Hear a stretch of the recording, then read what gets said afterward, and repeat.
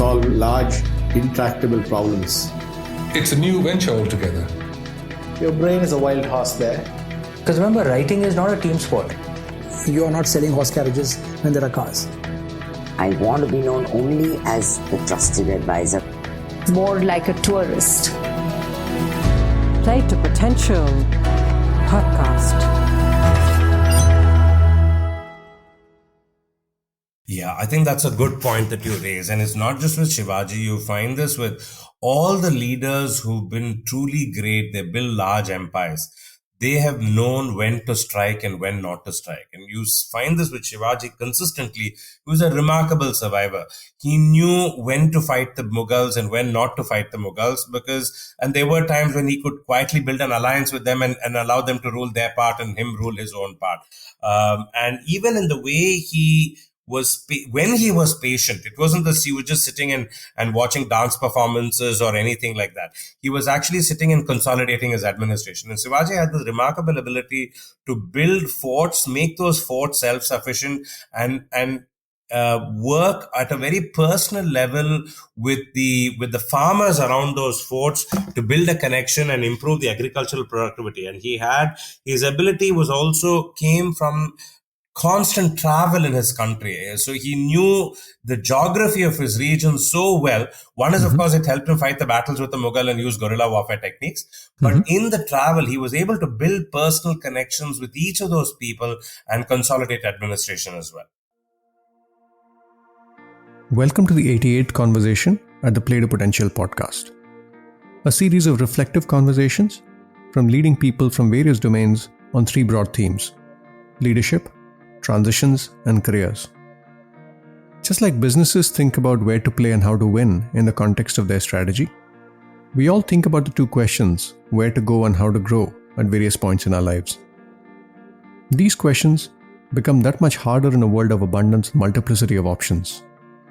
Through this podcast, I hope to share some insights that might help you navigate these questions effectively.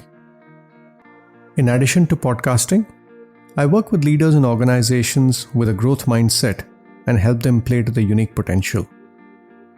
You can learn more about what's in the podcast archives and my work at playtopotential.com.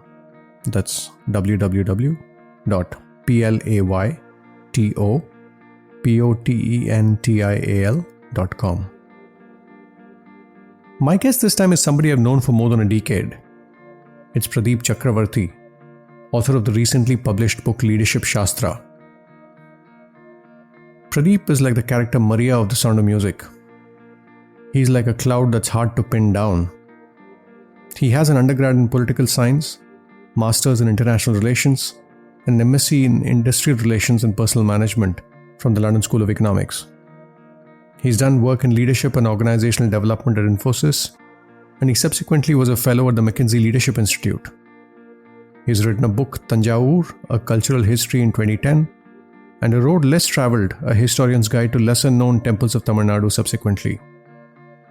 He brings some of these deep insights from history in the context of leadership in today's world. It's fascinating to see how he connects some of the dots here. Without further ado, let's dive into the conversation with Pradeep Chakravarthy on his book, Leadership Shastra. Pradeep, good morning. Excited to have you at the Play to Potential podcast. Thank you so much for making the time. My pleasure, Deepak. Very happy to do this. And congratulations on your newly published book, Leadership Shastra. How's it doing? I think it's doing very well. The people who read it should be telling me more about it. But it's been something that's been in the making for about 15, 20 years, Deepak. So I'm very excited about this. Wow. Yeah. In this show, Pradeep, we also talk about journeys and choices.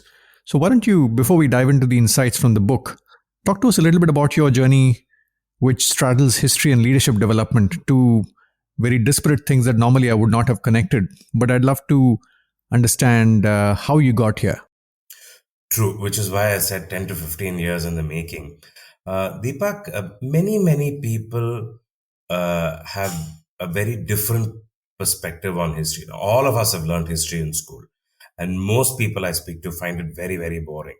And they find it boring because they were labored into memorizing dates and the names of kings and when they fought battles, which is actually quite useless. I mean, why do I need to know that X king lived in so and so year and he fought these 5 battles in these years and then died at this year? Don't really need to know it in the scheme and purpose of my life. There's a second set of people I've spoken to who also found history irrelevant, but they found it interesting because the teacher made it interesting for them by telling stories. So there, it's more to the credit of the teacher telling a good story rather than the subject itself. So on the whole, I've had people come up to me and say, look, I found history boring or I find it irrelevant. Both of them are very, very different from the way I've looked at history. As a child, I used to spend summer vacations in my maternal grandparents' place. And very fortunately, I lived in a home that had been in our family for 6 generations. It's a 10,000 square feet home, starts at one end of the streets, finishes at the other end. Wow. And the upstairs part, yes, it truly, I mean, it's good. Even if I was not doing an audio podcast of this, Deepak, even if I showed pictures, it's very difficult for today's people to even understand what I'm saying. And it becomes even better. The upstairs was about 6,000 square feet, which is much larger than most of our apartments. And You're talking to somebody in Bombay, huh? Just to put it in perspective. Absolutely. So you can understand the sense of space. And it gets even better with rooms which had about 20-foot high ceilings. And all of the space was crammed with junk that belonged to these 6 generations. And you must remember that in those days, people just didn't have 1 or 2 children like we have today. They had tons of kids. So imagine the permutations and combinations of everything, of clothes, of luggage, of vessels, of newspapers, magazines. And as I saw these, especially history textbooks and maths books, and I very vividly remember this, some ancestor's cousin's child, something, he had scribbled down things in his old, that fountain pen, ink pen in the notebooks. I hate maths. I don't like maths. I hate numbers. And it was very, very similar to what I was going through in my school. So in that memory cache of 6 generations, I saw many things that I could connect with. And I also saw many things that I could not connect with. Clothes, for example, very different from the kind of clothes that we wore. I still remember these gorgeous caps that boys used to wear with a lot of embroidery that they went to school. Very different from what we said.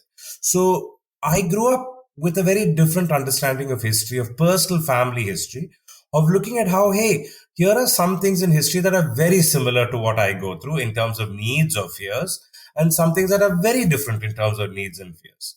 So that understanding of history, of looking not just at the dates, in fact, moving beyond the dates and the names of the kings and the queens and all that, to look at what was the essential human nature aspect of it. What were the needs and the fears that people had in the past? How can I connect with those today? That aspect was something that was different. And all my work in history has been based on the fundamental premise that human nature hasn't changed. And if we look at human nature from the perspective of history, there are many things that we can learn for today for us to be able to work well in the present and for us to work well in the future. And back to your journey, Pradeep, how's that for the purpose of listeners? Could you talk a little bit about the key choices you've made, a little bit about your journey so that they get a sense of where your insights come from? Sure. So apart from this maternal grandparents' place, school was a very important inspiration. And in school, we had this unique method of learning where I learned history and geography together, or we learned economics and history and geography together. So I had, at an early age, a very lucky perspective of looking at things that normally don't connect with each other to be able to connect them together. So and which school is this, Pradeep? The school KFI, Krishnamurti Foundation of India. And much later on today, in hindsight, I realized that many people struggle to connect two things, like yourself, history and leadership, putting them together would not come normally for many people, but it comes easily for me because of this early experience in school. And I've made tough choices in my own life in terms of coming back to live in India. Didn't want to come back at all. I wanted to live in the UK. I certainly didn't want to live in Chennai. I wanted to live in Bombay and work in Bombay. But I've seen that in all of these choices, they come with a lot of pros and they come with a lot of cons. Some of these pros and cons change over a period of time. So I've also realized that when I look back at history, and I think if we go back to the chapter that I've written on Sarfoji II, or on Martanda Varma. You look at the choices that they made, and there's no one right answer for a choice being right or wrong. It's really in a context of time. Over a period of time, the good and the bad also changes. And I think that's an important point that I want to bring into the book as well. So in the book, there are two things that I've been very, very conscious about. One is I have not attempted to judge any king or queen as good or bad, because I think those qualities are very, very biased. They change over a period of time. The second thing that I've done is I've studiously avoided discussions on how should history be taught in schools and colleges. Because the purpose of the book is to look at, in this case, examples from medieval Indian history, but at a broader sense from our own history, the reader's own history, on how we can alter performance at work and at home. And why did you write the book, Pradeep? One of the things I've been curious about is, one is the arc of curiosity for people, and second is, why they choose to write a book at a certain point in time. In your case, can you talk a little bit about the why behind the book?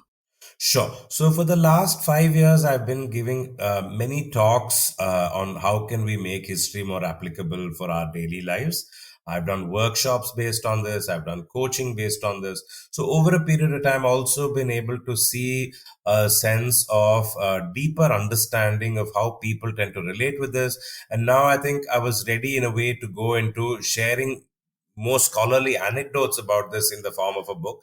And fundamentally, I feel, Deepak, I write to communicate, and I write to express my deeper thoughts and my dreams for the future and the way I think life should be lived. And most important, if there is a way in which people can live into their fullest potential, I would be very happy to serve that, because I feel I've been extraordinarily gifted with these experiences in childhood, in school or at home, to be able to see history in a very different perspective. And if I can do my little bit of my own might to look at how people can look at history differently in their own lives so that they can live to their fullest potential, I think my job would have been done. And then for that, I think a book is essential. So that's how it came. And in fact, this book has been on the cards for a very, very long period of time, about 5-6 years. Finally got around to doing it because I was busy with my PhD and other books as well. But I'm glad it happened today, and it looks like it's doing well so far. Lovely, Pradeep. Let's dive into the book. I must say, I fall in that bucket of learning history through dates and events, and probably not absorbing some of the deeper lessons from history. But off late, over the last few years, I've been intrigued by history, and I'm sort of making up for lost time, if you will. For example, recently during the Christmas break, we went to Hampi, and as a family, we were just blown away by just the magnificence of the city, the vision of the king, how much got done, the architectural beauty, and so on. And we'll talk about some of that along the way. But I've sort of developed a late newfound respect for history, I must say, in terms of my journey. One of the things I wanted to talk about, Pradeep, diving in, you talk about multiple kings and queens in the book. As a coach and as a leadership development practitioner, I was curious about how some of these kings and queens were developed. What can we learn from some of the practices that were in place in those days to ensure that a king or a queen was ready to take on the responsibility? Right. So this is a very ancient tradition, Deepak. Hitopadesha is something we may be very familiar with from our Ramachitra Katha days. The Hitopadesha was a text that was written for princes to be great kings. So in India, we've had a long tradition of kings being groomed to take on higher positions, and in a way, queens as well. Because women were also educated, they were also expected to live to a certain position and do certain things. But I want to take the specific example of somebody like Tipu Sultan. Tipu was somebody who was definitely in some way groomed by his father, because at a very young age, he saw battle. And I think that was one of the important reasons why he understood the need to fight, the need to emerge victorious, the need to work with his troops, and above all, the need to build alliances. And he built I think he had a very strong respect towards the French. But later on, if you look at Tipu, his number one aim in a way was to drive the British out. So he should be featured today. He should be one of our biggest heroes, but he's a very controversial character. And the essay delves a little bit into that. So if you look at what he's done in Kerala, for example, there are many good things that he's done in terms of the administration. He really worked hard, because that was a time when the Kerala spice growers were harassed by the Portuguese and the Dutch, and Tipu really set the administrative system right. But he is also coming for a lot of flack for the religious aspect. And if you look deeply for Tipu, and I've deliberately taken the bull by the horns, as it were, to pick up controversial characters like Babur and Aurangzeb and Tipu, because it gives us a sense of how nuanced these characters were. Nobody is a good person or a bad person. There's a lot of shades of colors for each of them, just like each one of us are. Yeah, I don't think any of us can claim to be completely 100% good or completely 100% bad. There's always a little bit of both, and there's that gray matter in between. And with Tipu, there are many things that were in his favor in terms of his ability to expand the empire, in his ability to wage war in different fronts. But the one thing that he realized, and probably realized too late in life, was the vital importance of building alliances. And by the time he realized that he was not going to win the battle with the East India Company, surely because of their superior military technology, he had actually lost the battle, because he had fought with all his neighbors. And he'd become very unpopular in his own region because of his fighting with his neighbors. And by the time he wanted to build connections with Afghanistan or with the French, it was a little too late. So the way I've taken that insight is, sure, we can have a conversation about, was he a good king or a bad king? Did he do the right thing or the wrong thing? But there's no point in that in terms of me improving my performance. Tipu's dead and gone for many years. But what becomes a useful conversation is, hey, I want to leave a legacy in the way Tipu wanted to leave a legacy.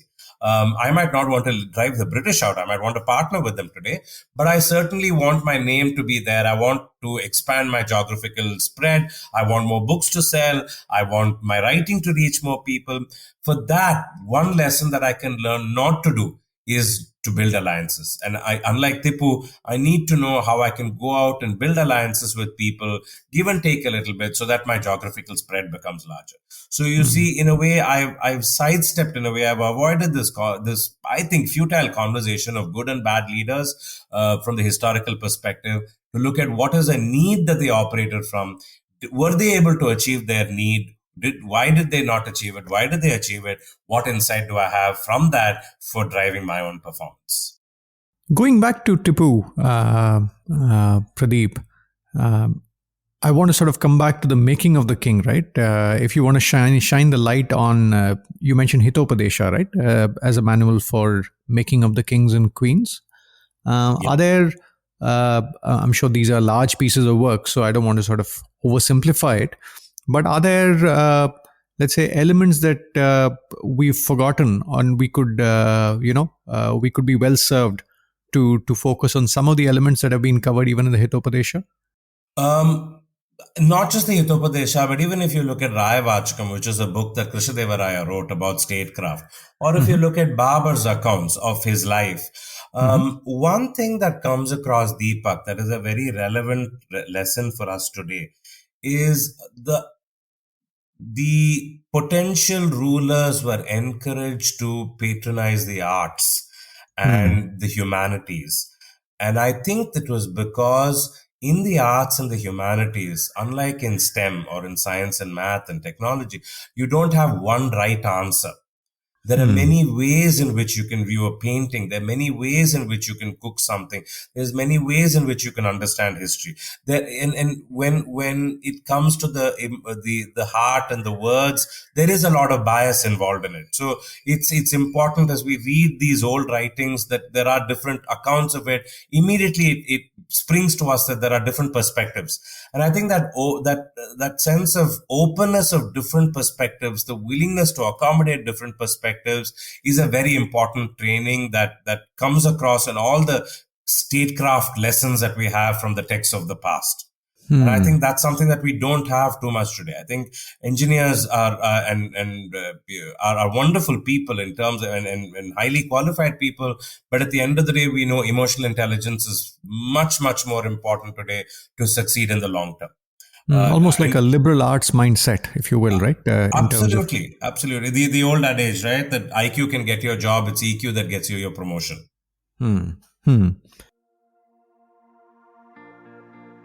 This is your host Deepak Jayaraman here. This reminds me of an insight from Ashish Dhawan, founder of Chris Capital, a private equity fund. When I asked him about what it takes to be an effective investor, he speaks about the role of humanities and liberal arts. Yeah, so I think there are few, and I would say, by the way, I think liberal arts education is good training for the PE business, because I don't think you can be unidimensional. A lot of people think to be a PE investor, you've got to be good at, say, economics and analysis, just data crunching, reading balance sheets, etc., etc. But I think it's much more than that. I think that at different levels, you need to be fairly skilled. The first is, I think, at an emotional level and psychological level. I think a deep ability to somewhere be a critical thinker, to have confidence in your own thinking, but yet keeping an ear to the ground and being able to listen, but being able to filter out what you're hearing. And to be able to control your emotions, I think is absolutely critical. When you are an investor, you're surrounded by a lot of market noise. And I think the easiest thing to do is to be wallowing in other people's thoughts, or in the, dancing to the rhythm of the market. And in fact, the best investors are contrarians. To be a contrarian, you have to have that in your DNA to be able to think independently, to almost stand up to the crowd. But in this case, you can't do it. You can't remove yourself from the crowd, because then you stop listening, because you can get things wrong and sometimes do need to pivot. So I think that's one essential trait, is know thyself and think deeply about yourself. Be a little bit of a psychologist almost at one level. I think at a second level, you have to be a big picture person, almost a macroeconomist and a historian. Macro, because you got to understand, how the economy works, different sectors, what the drivers are, and at a very fundamental level, have a sense of that. But a historian, because you have to understand, how industries have developed over time, how market cycles have played out, having that perspective of how it's happened before, how bubbles got created, what were the best times to invest. So I think having historical perspective, I believe, is absolutely critical. And being a little bit of a big picture thinker is important. You can't just say, I'm looking at this company and doing due diligence. You get too narrow and you lose the forest for the trees, in a sense. So I think having that trait is important. As a family, we just came back from a trip to Agra and Fatehpur Sikri over the spring break, and some of the Mughal architecture and history is top of mind. Talking about a liberal mindset, I was personally blown away by Akbar and his spiritual program titled Deen-e-Ilahi, intending to merge some of the elements of religions of his empire and thereby reconciling the differences that divided his subjects. The elements were primarily drawn from Islam, Hinduism, Zoroastrianism, Christianity, Jainism and Buddhism. I also discovered that Akbar was a first principles thinker and was deeply curious about many things and was willing to let his beliefs evolve rather than sticking to any one strong belief. It's really deeply inspiring how some of these kings led their lives and how relevant some of those traits are today. If you're finding this conversation with Pradeep interesting, you might like some of the other conversations at the podcast with Devdutt Patnaik, Dr. Ramachandra Guha, and Vinay Sitapati. You can find them in the guest section at playtopotential.com. Now, let's get back to Pradeep. Got it. Moving to a different theme, Pradeep, staying with Krishnadevaraya for a couple of minutes. I was reading a book on him recently. The other thing that struck me was, a lot of these successful kings and queens had a good sounding board around them. In the case of Krishnadevaraya, there was Timarusu. Similarly, we know a lot of kings and, a wise minister or a council of ministers. So can you talk a little bit about what you've learned about how successful kings assembled for lack of a better term, a board of advisors around them. Yes, I think the example that I'd like to take up here is Malik Ambar. Malik Ambar was an Ethiopian slave who came from Ethiopia all the way to the Deccan, which is Maharashtra region. Ahmednagar is where he ruled from, and that region, Deccan, is roughly Maharashtra, northern Karnataka, and northern Andhra Pradesh as we know it today, which is far more international in the 16th century than it is today. We had people from Turkey, we had people from Africa who came in there searching for a better life. And Malik Ambar came in as a slave, he got his freedom, and then he worked his way through from being a remarkable strategist and a military commander to literally be the power behind the throne. And in fact, he was so powerful that he was able to displace the Ahmednagar king and place another new king and as a puppet king and rule from the back. And Malik Ambar, we should know him today as the founder of Aurangabad.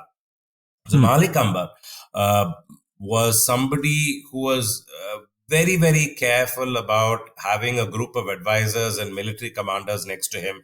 And in fact, he was so grateful to them that when he planned this new city, many parts were actually named after them. So it's not a new thing that we have politicians naming places after them even today. It was there in the past as well. So and one of the people that Malik Ambar supported was a person called Maloji, who was a very, very powerful commander. And we know Maloji today as an ancestor of Shivaji the Great.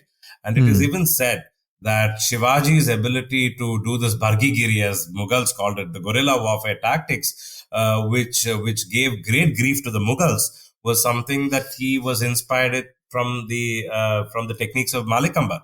And Malik Ambar himself seems to have learned his ability to do this Bargigiri from his days in Ethiopia when he was hunting animals. So you can see that across, and Ahilyabai Holkar has also done this, Sarfoji II had this. All the kings, you can see, have had some set of council of ministers. They've had wise people who've advised him. And they've not been worried about whether they're Hindu or Muslim or anything. Aurangzeb, for example, some of his finest commanders were actually Hindu. So you'll see that there is definitely merit plays a role. It is important. Kings have worked very well with the council of ministers. And you see this in our mythology as well, Deepak. Everywhere you see that kings have never functioned alone, or at least it is recommended that kings don't function alone. They always have an internal board of directors, as it were, to advise and counsel them. And from a decision-making perspective, Pradeep, are there instances or stories that come to mind where, a king or a queen set the right climate for the right decision to be made rather than just going with what they thought was the right answer? I think we've had examples like, say, Martanda Varma, who had this ability to really fight hard and establish his kingdom in Kerala earlier on. And then we don't know whether it came because of the advice of somebody or he had this idea, or it is a deeper spiritual tradition always of the king always looking at how do I limit my ego, that he dedicated the entire revenue and kingdom to Lord Padmanabha Swami in a temple, which is why the temple is today one of the wealthiest temples in the world. And we all know about the gold and the diamonds that were found there a couple of years back in those vaults. So we've definitely had this one, Deepak, but there will be, unfortunately, a lot of this has not been recorded as well. I think what we can come back to, Deepak, is to say that, look, at the end of the day, what were the needs the king could have possibly had? What could have been the fears? How did they act on it? How can me, for my performance, look at what I can learn to do or not to do? You touched upon Chhatrapati Shivaji, and I speak from the land of Chhatrapati Shivaji, right, in Mumbai. In the book, of the various virtues or let's say characteristics, one of the pieces that caught my attention was you speak about this notion of strategic patience, right? You describe the story of Shivaji and you say that while he was a great warrior, the fact that he could be patient stood out. Can you expand on that? Yeah, I think that's a good point that you raise. And it's not just with Shivaji. You find this with all the leaders who've been truly great. They build large empires. they have known when to strike and when not to strike. And you find this with Shivaji consistently. He was a remarkable survivor. He knew when to fight the Mughals and when not to fight the Mughals, and there were times when he could quietly build an alliance with them and allow them to rule their part and him rule his own part. And even in the way when he was patient, it wasn't that he was just sitting and watching dance performances or anything like that. He was actually sitting and consolidating his administration. And Shivaji had this remarkable ability to build forts, make those forts self-sufficient, and work at a very personal level with the farmers around those forts to build a connection and improve the agricultural productivity. And his ability came from constant travel in his country. So he knew the geography of his region so well. One is, of course, it helped him fight the battles with the Mughal and use guerrilla warfare techniques. But in the travel, he was able to build personal connections with each of those people and consolidate administration as well. So multiple lessons from this, Deepak. One is that you need that council of ministers. You need to have patience to know when to strike, when not to strike. Even when you're not striking, how are you consolidating? When you're not striking, are you sitting back and relaxing? Are you consolidating? Are you building personal rapport, not just with your farmers, but with your military people as well? And any particular instance that comes to mind when it comes to Shivaji to bring this to life? I think we are not sure. I don't know whether I can give you a personal specific instance.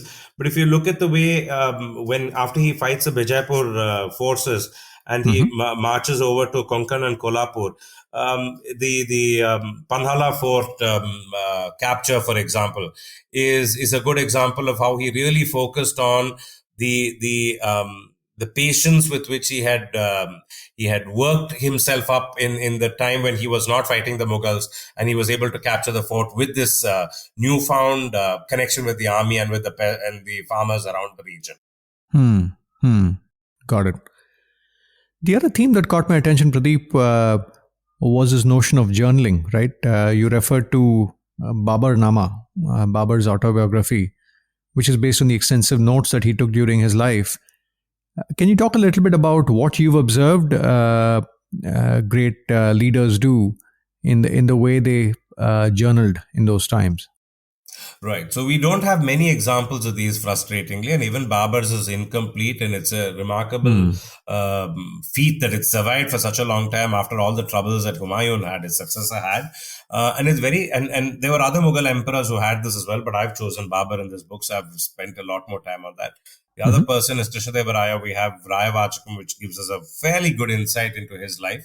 And there are some others of other Nayak kings as well, but these are difficult to come by. Journals haven't stood the test of time. But what is important from this, Deepak, is I've seen very successful leaders practice journaling, which might be as simple as just writing down what are important lessons they've learned for the day, or they may be tracking something. So, for example, have I listened well today? And every day they would track whether they've been able to listen, they've been able to summarize. Sometimes it might be actual words that they will enter. Sometimes it might just be tally marks that they might make, the number of times that they've done something. But one thing I've maintained a journal myself several times over. I change this very often. One thing that I find is the power of journaling is that it makes us self-aware. And when we become self-aware, most of the times we become self-correcting as well. The data of the journal just stares back at us, and it's unbiased information, right? I'm doing it for myself. Nobody's biased there. Nobody is judging me. It's just my own observations of myself. It's a pretty powerful way to change behavior. So I would definitely recommend. In fact, I've in the last part of the book where I've talked about how you can make this history of a very tangible way for us to improve our own leadership. Journaling is something that I mentioned, and I might say if you read Aurangzeb chapter, for example, and you find there's one thing that one insight that you've learned from it, every day ask yourself in the journal whether you practiced it or not. And if you maintain the journal just for a week or maybe a fortnight, the insights will be enormous. Moving to a different theme, Pradeep, I was curious about succession planning. It's something that we talk about a lot in the corporate context. How do we get the next round of leadership ready for the company as it evolves into the future? What have you seen if you look at situations where succession planning was done well in history? Are there one or two examples that come to mind, and what can we learn from it? Actually, in the book, strangely enough, I haven't found too many examples of succession planning that was done well, to be honest. The poster boy example of that is the Mughals, but the Mughals are a very different story. The word Mughal comes from the word Mongol. And the Mongol tradition of Genghis Khan was, well, when the king dies, let the best man win. Only the fittest survive. So the siblings fight amongst each other, and the best one survives. And that's the system that the Mughals use. So if we use very harsh words against Aurangzeb, for example, for what he did to Shah Jahan, if you look at Shah Jahan's history, he didn't do something very different to his father and his siblings. No, maybe not the father, but definitely the siblings. So the Mughal history is very different. But you do find examples like Sarfoji II, right? Very small king of a very small region, Thanjavur. People would not even place it on the map. But here was a boy who was adopted, and he was started to get educated, but his uncle, or the heir to the throne, the regent, sorry, that's the word I should use. The regent tortured him a lot, denied him the education, denied him food and a basic sustenance as well. But the Ranis and the Queen stepped in, and with the help of a German missionary, he was able to get trained, he was able to get mentored, educated, and he turned out to be a remarkable king, a king who we should really learn, especially in these times of frequent lockdowns. So there are examples of where people have been, there has been some thought put into grooming of the kings, but maybe some of this, Deepak, we don't know, because those documents haven't survived, or those oral traditions haven't survived. Malik Ambar clearly could have done a better job for the kind of survivor that he was, for the kind of entrepreneur that he was. He could have definitely looked at grooming somebody as a successor, but we don't know why he didn't do it. And we can get into a good discussion on whether he should, why didn't he do it, or whether he tried and it failed. But I think that it becomes more important today for a person who's in an organization to say, hey, these people haven't done it, their legacy didn't survive, or it didn't survive as much as it could have. Let me not make the same mistake. So it's always, at the end of the day, Deepak, I think it's a choice. You talk about entrepreneurship. I think what I found interesting, once again, back to connecting dots across domains, you talk about Ahilyabai Holkar, a queen of the Maratha Empire, and you compare her life to that of a startup that's yet to reach a point of sustainable scale. And you talk about her ability to put the larger cause above her own. Can you talk a little bit about that and the way you've seen it in history? Sure. So Ahilyabai Holkar was somebody who might have never lived if it wasn't for a man behind her to say, don't commit sati, continue your life. And she had this ability to, and I think you need to understand the enormous importance of how much a woman could do something like this at that point of time. Yeah. She lived in the 18th century, so 1725 to 1795 roughly was when she ruled. And she really put Indore on the map in terms of construction, in terms of crafts, in terms of negotiating a treaty with the tribals in the region. And all of this she was able to do, putting her own needs aside. And I think the biggest thing was she lost a successor in her own lifetime. It must have been a crushing situation for her. But yet that didn't demotivate her, and she still continued. So Ahilyabai Holkar is a woman who was able to do so much, and she was able to do this with she was able to do this with the support of men around her. Right? It wouldn't have happened otherwise. But the ability to constantly reinvent herself, not just her, the other woman in the book that I've talked about is Jahanara. And Jahanara was a woman in the Mughal Empire. She was born to riches, but it wasn't as easy for her, because she was always trying to be the peacemaker between the men in her life who were all bitterly fighting with each other. And despite this... And the one thing, maybe just to come in here, one thing that struck me about Jahanara when I read the book, you say that she's Shah Jahan's daughter who was never a queen, but she was able to build alliances and achieve her ambitions through the alliances. Can you say more about that here? Once again, linking it back to what probably Tipu Sultan did not do enough of. Yeah. So I think what she's been able to do is she actually supported Dara Shikoh. Dara Shikoh did not get to power. Aurangzeb came to power after a very bloody, violent struggle, and she was not in the best of terms with Aurangzeb. And yet, Aurangzeb chose her over her sister, who he was much fond of, to be the first woman of the kingdom. And this shows, we don't know the kind of conversations she had. Frustratingly, we don't have her diaries. But clearly, she must have been somebody who was able to maintain a sense of respect with somebody like Aurangzeb, who was pretty much my way or the highway. So was it in terms of the principles that she lived by? Was it in terms of a sense of fairness?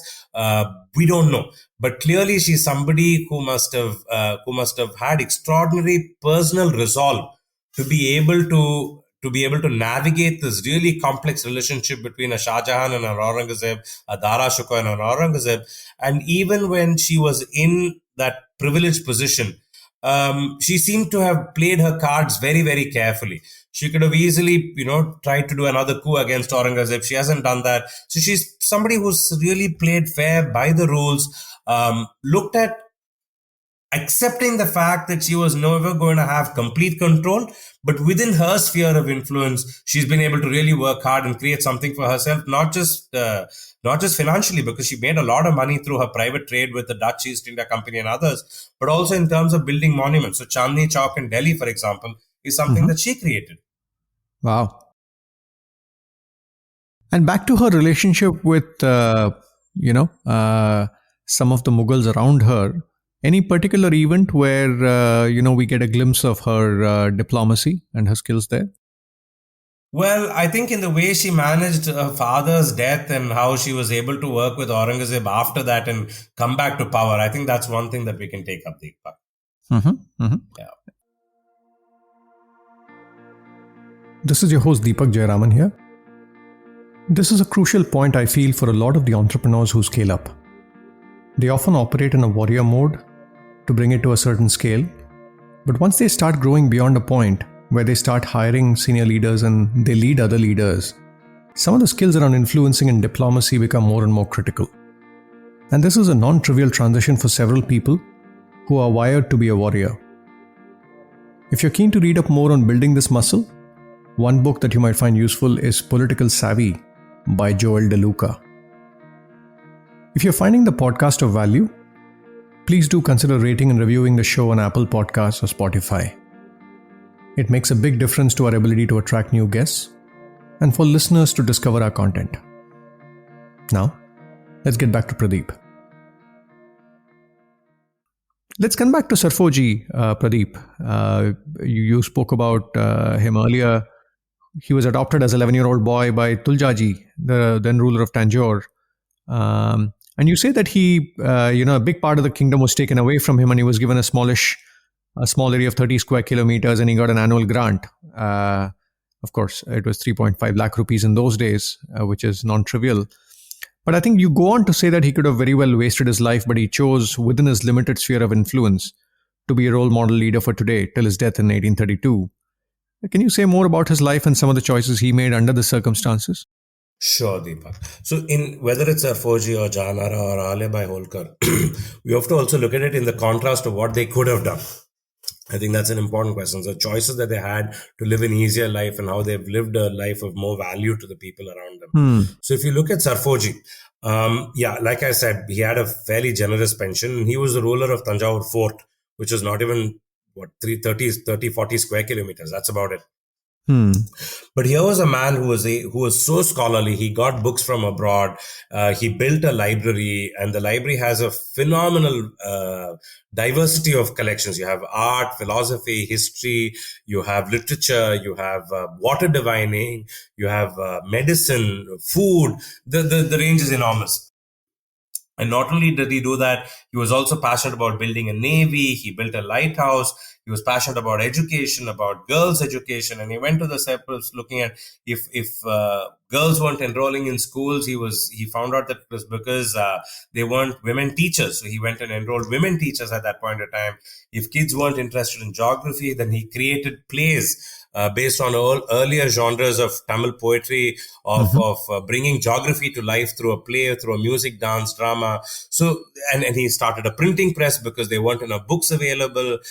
If he had to fix the medical problem, he went and learned how to do surgeries himself. He was a qualified eye surgeon himself, kept meticulous documentation of how the eyes looked before the surgery and after the surgery. So clearly a man who could have wasted his life away doing nothing and sitting in the palace and enjoying life, said, no, in what little I have, let me do what I can. I think that's a good lesson for us to live in the lockdowns, right? That, yeah, we're cut off from many, many things that we would normally like to do, but we have that gift of time. What can we do differently in that? Got it. Got it. In a different part of the book, Pradeep, you make the connection between Shankara Deva and what he did with music and images. And fascinatingly enough, you connected to how leaders of today use social media. Connect the dots for us. Right. So who was Shankar Deva? Shankar Deva was a poet saint from Assam, and he is largely credited today for spreading Vaishnavism or the worship of Vishnu in Assam. We don't have many sources of his life history. And this is not to say, Deepak, that we are looking only at written sources. I am very clear, in India, we've always looked at oral traditions as well. And in fact, I've struggled a lot with this period, and I will struggle a lot more with the earlier periods, because many of these oral traditions have actually vanished in the last 20, 30 years or 40 years. Because we've lost that generation as and when each generation passes away, that oral tradition goes away. But Shankar Deva was somebody who was able to bring Assam, especially the various smaller rulers of Assam, to move from the earlier religions they were practicing into Vaishnavism. And not only did he bring them into Vaishnavism, he was able to unite that entire region on the basis of Vaishnavism. And what he has done is very, very interesting. He has worked with the kings in a particular way. And there it's largely been practice of personal leadership. So and I've taken the Sikh gurus as well. So they've also done this. Small acts which showed personal example of leadership. So in terms of living a life of the values that he preached, right? Or never asking a king for favors, or waiting, or never admonishing a king in public, or giving advice to the king in terms of how he should rule, but never thrusting himself. So that is at a level of the king. But at the mass level, he's also looked at how do I communicate stories to the larger groups of people, and what are these stories really all about? All the stories of our texts in the religion are stories of hope. And he's looked at these stories of hope to really give hope to people and improve their self-identity. So he's created these bhajan mandals as they are, I think, known today, in terms of bringing people together through music. And as they sing, they connect with each other. There's an emotional outlet for the music. They're able to bring each other closer to themselves. And he's also used visual images. So he had this huge scroll painted with all the stories. And even today in the Assam Bengal region, I suppose it's a dying art. You have these stories which are painted in paper, and as the story moves, the paper also moves. So it's like your PPT in the olden days, but visually capturing what the aspirations could be. And we do this even today, right? When many coaches, when we want to inspire somebody, we paint a picture of what the future looks like. And that image can be a very powerful source of inspiring us. And people like Shankar Deva used it very well to bring people together and also develop a sense of self-respect. And he was able to use this to bring people together and remove a lot of the caste barriers, which has been a curse in India for many, many years. Got it. And moving themes, Pradeep, you also talk about, fascinatingly enough, the decline of the Mughal Empire and connect it to the role of the corporate office in an organization. Once again, connect the dots for us. How do you see the connect between the two and the role of the corporate office? Right. So when you look at the life of the last great Mughal emperor, Aurangzeb, his entire life he spent in the battleground. And if you see the empire at that point of time, it's almost a little larger than what India is today. So today we should actually be feting Aurangzeb as somebody who was probably one of the earlier kings to unite India geographically the way we know it. But you know what a controversial character he is. Within about 20 years after he died, that huge empire collapsed to what is smaller than even old Delhi is today. And all his successors after that were not able to. In fact, there were so many of them. Some of them I've not even mentioned in the book, but their names, otherwise it looked just like a big laundry list of names. But one thing that comes across is Aurangzeb himself, and I think that goes back to the Mughal tradition that we talked about, never looked at succession planning. And the consistent theme that you can see in the successors of Aurangzeb, Bahadur Shah, both of them, Akbar II, all of them, they were never kings who had a closer connect with the army. And they were also kings who never went and traveled to the different parts of their kingdom and develop a personal relationship with each of their revenue generators, which were really the farmers. And the place was filled by people like Shivaji and others, the Ahoms and others, who did that very well. So the big lesson for the corporate office in that way is the wealth for the organization comes from the plants and the factories. And the number of times people from the corporate office can actually go to the plants and factories, the better it is. And in the decisions that take place, there's definitely going to be a lot of conflict between what the plant wants and what the location wants and what the corporate office wants. But the more companies are able to create a system where the plants have a greater say in the local systems, it is more likely that the organization will succeed for a longer time. And you found this, Deepak. There are other examples that I've not given in the book, the Cholas, the Chalukyas, the Vijayanagar kings. In all these examples, you find the death of an empire has been because kings have consistently stopped traveling. They've stopped going to their different locations, looking at their key revenue generators who are the farmers, building personal connections with them, checking on what they need and fulfilling those needs. Instead, they've been sitting in their corporate offices, having a good life. And in that, they've become weak. They've not built a relationship, or they have not earned the respect of the army. And that's cost them their kingdom in the long run. And for the listeners, if they want to sort of read up on Malik Ambar, apart from Wikipedia, any resources you would suggest? There are a couple of references I've given in the book. Sadly, There's not much. Okay. A historical leader who offers lessons on what not to do? I think it would be Aurangzeb. And the biggest lesson from Aurangzeb we learn is it doesn't seem to be so much about what he did. It seems to be more about how he did it. And one thing that comes across in Aurangzeb's life is he had a very high standard, which he lived for himself.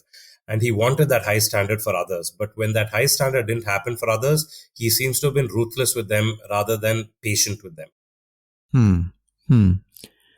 A ritual from the olden times that we could bring back and we could be served well if we did. I think the ability to bring the arts more into the workspace, into decision making, the ability to look at how different people will have different points of view. It's not necessarily that one is right or wrong. The smarter kings seem to have done that fairly well through their council of ministers, and be open to new ideas, at least the ones that survived. Sorry, Deepak, I just want to quickly on this, because one group that we've not looked at is the Ahoms of Assam, and the Battle of Sariaghat and Lachit Borpukhan. Northeast has generally been neglected, and I'm very happy that this made it into the final cut. Lachit was somebody who was able to use the geography, use the Brahmaputra river, use the physical phenomena of how when a heavier object is in water, automatically pressure is created for smaller objects to gravitate around it. So using that principle, he was able to actually win over the Mughals in the Battle of Sariaghat. And he was able to do this because he was open to new ideas, and also the king he worked in was open to new ideas. So this resilience of doing new things, of being open to doing new things, seems to have been a very critical reason for empires to survive, for generals to win battles. One figure from history whose life hasn't got adequate attention? I think a figure from history, it would be Shankar Deva, but generally the Northeast. And from the Northeast, any individual you would call out any leader who hasn't got I would say Lachit Borphukan. He was a remarkable general. Borphukan, by the way, means a general in Assam. Lachit is his name. Certainly somebody we should be praising more often. And any resource you would recommend to dig into him? Not much. I think there are a couple of resources I've given in the book, but there wasn't much else. See, this is the thing, Deepak. At the end of the day, when we look at resources today, we have a very colonial mindset of looking for books. But the true tradition in Indian history was oral tradition. And we've lost a lot of these ballads. We've lost a lot of the poems. Even Alia Bhai Holkar. What little we have is because I think a British author wrote a little bit about her, and he also collated oral histories that he had heard. So in that way, it's a little difficult, which is why it becomes more profitable for us to have whatever little information we have, even if it's just a Wikipedia page. You have that. But start asking the deeper question of what are the needs? How can I make this work for my performance? And back to you, Pradeep. Last question. You've been a student of history all these years. One or two habits or behaviors you've picked up in your personal life that you attribute to being a student of history? One is about nothing is going to be permanent in life. Everything changes. If today is a high, there's a good chance tomorrow will be a low, and then there'll be a high later. And the second has been the one that I've particularly been inspired by Safoji II. We'll have a lot of things that don't work around us, but in the little part that works around us, that we have control over, what can I do to make an impact? Pradeep, this podcast is titled Play to Potential. One thing I find fascinating is as I wrap up my conversations, I ask people to give me their take on what this phrase means to them. And it's wonderful to see the breadth of perspectives and responses on this question. As you see the world, what does the term mean to you? If we can look at our own past and the past of others differently, we have enough data for us to change the present and live fully into the future so that we can recognize our own potential and live as best to our potential as possible. Lovely, Pradeep. Thank you so much for making the time. And for listeners who are curious about picking up the book, do you want to share a couple of links and resources for them to pick up the book? Leadership Shastra, Lessons from Indian History, is available on Amazon. I think that's good enough, I guess. Lovely. Pradeep, great having you on the show, and all the best with the book and everything else that you do. Thank you very much, Deepak. Thank you for listening. If you like this conversation and you're into history, you might like my conversations with historians Ramachandra Guha and Vinay Sitapati. With Ramachandra Guha, we speak about his insights on Gandhiji and what made him a great leader. Vinay has been on the podcast twice. Once to speak about his book Half Lion on Narasimha Rao, and second time to speak about his book Jugalbandi that traces a relationship between Atal Bihari Vajpayee and L.K. Advani. Irrespective of where you are on the political spectrum, hopefully you'll find some of the insights relevant and thought-provoking. To know more about what's in the podcast archives and the nature of my advisory work, you can just visit playtopotential.com. That's PLAYTOPOTENTIAL.com. Thank you, and look forward to having you at one of the subsequent conversations of the podcast.